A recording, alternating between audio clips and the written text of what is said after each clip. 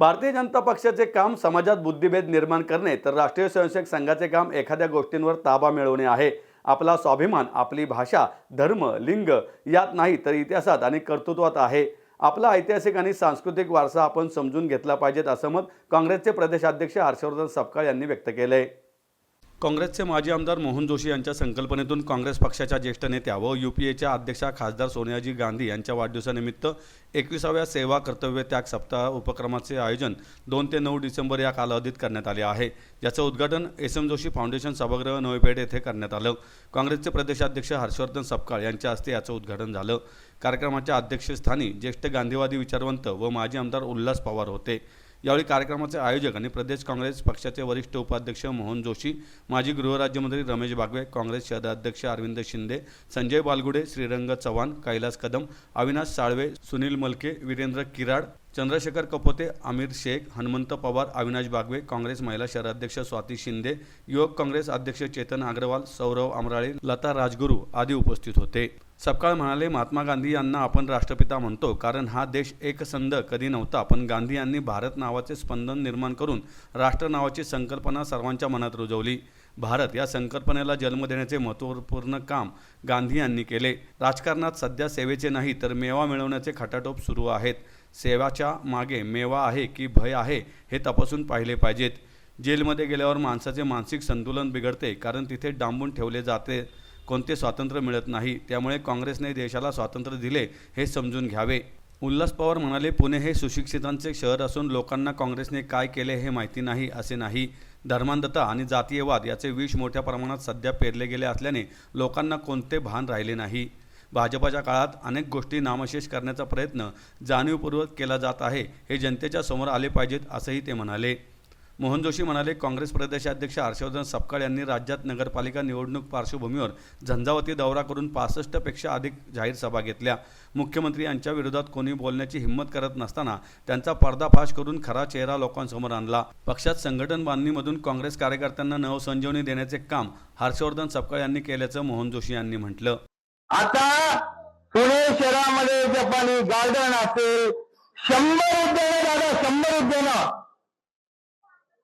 थोडे नाहीये, 100 उद्यानं उभं करण्याचं काम कोणी केलं? कोणी केलं? आता मी काय काय सांगू तुम्हाला। IT hub Congress, automobile hub Congress, sports city Congress, garden city Congress आणि सांस्कृतिक नगरी काँग्रेस। पुणे येतो दादा, येतो, अजून लय मटेरियल आहे। आज हा सप्ता आपला तोच आहे, लोकांमध्ये हे सांगायचं आपल्याला जाऊन। आता तुम्हाला माहिती आहे, पुणे शहराची ओळख ही सरस्वतीची नगरी म्हणून होती, पण पुणे शहरामध्ये जे आंतरराष्ट्रीय एज्युकेशन हब कोणी उभा केला? एज्युकेशन हब कोणी उभा केला? काँग्रेस। काँग्रेस पक्षाचं जे योगदान आहे त्याच्या प्रत्येक पुणेकरांना अभिमान वाटावा असा इतिहास आहे।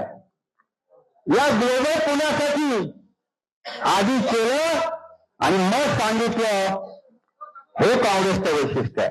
आणि वैश्विक समाजवाद आणत असताना, भारताची संस्कृती त्यामध्ये घेत असताना त्यांनी स्पृश्य अस्पृश्यता, स्त्री पुरुष समानता आणि भेदाभेद या नीतींना मुठपाटी दिली।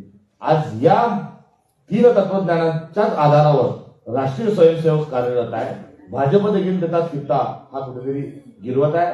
आपल्या संविधानामध्ये छत्रपती शिवाजी महाराजांची तसबीर आहे, आपल्या संविधानामध्ये राम, लक्ष्मण, सीता यांची तसबीर आहे, हनुमान संजीवनी पर्वत घेऊन चालला त्याची देखील तसबीर आहे, गौतम बुद्धांची आहे, टिपू सुलतानांची आहे, गुरु नानकांची देखील तसबीर त्यामध्ये आहे, कृष्णाची देखील फोटो त्यामध्ये, रेखाचित्र त्यामध्ये आहे।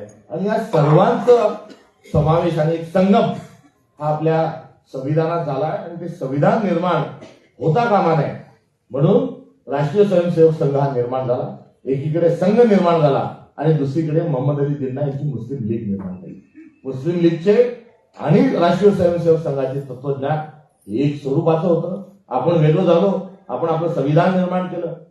राज्यसभा टीव्ही चॅनलवर एक 11 एपिसोडची संविधान सिरीज आहे, ती कृपा करून बघा। पाकिस्तान वेगळं झालं, मात्र त्यांनी त्यांचं संविधान लिहिलं नाही. त्यांनी धर्माच्या आधारावर पुढे जाण्याचं ठरवलं.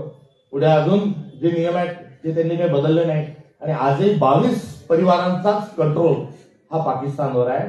तात्पर्य त्यांनी संविधान लिहिलं नाही, कारण ते जिन्नांच्या पार्टीच्या माध्यमातून तो देश हा निर्माण झाला होता.